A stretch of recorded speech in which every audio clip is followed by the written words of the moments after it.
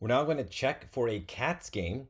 So a cats game happens when all the spaces are filled and there is no winner. So it's like a tie game. All right. So we're going to accept the board. We need to return true if it is, false otherwise. So in order for there to be a cats game, that means there must be no empty spaces. So in our board, we can't have any empty spaces. So if there's one empty space, then it is not a cats game. So the way I have chosen to do this, and there are a number of ways you can, is by just iterating through each of these spaces. So not if, so we're going to do for row in board. So we're going to go through each row.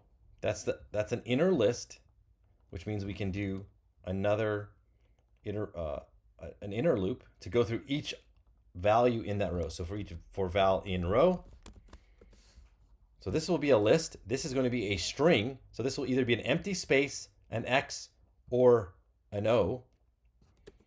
And if the val, so if we see a space, if we see an empty space, that means there's still more game to go.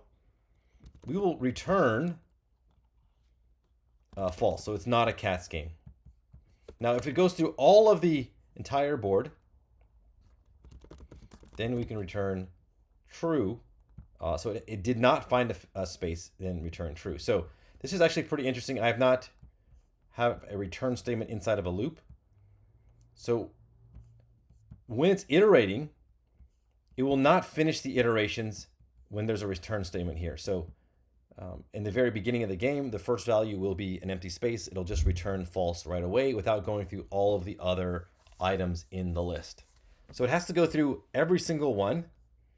And if they're all taken, none of them are empty spaces, then it'll finally exhaust its way. It'll run through all of these iterations, all of these for loops, and then it'll return true. Okay, so let's go ahead and test this over here. We'll just say if is, let's say check cats game.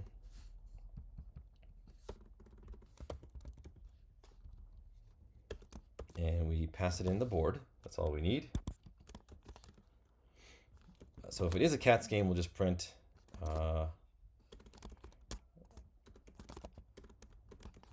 cats game like that. Okay, great. That means it's the end of the game. All right. So the only way to test this really is let's make a board that is almost all the way full. So put an O over here. Let's make sure it's not a winning board. And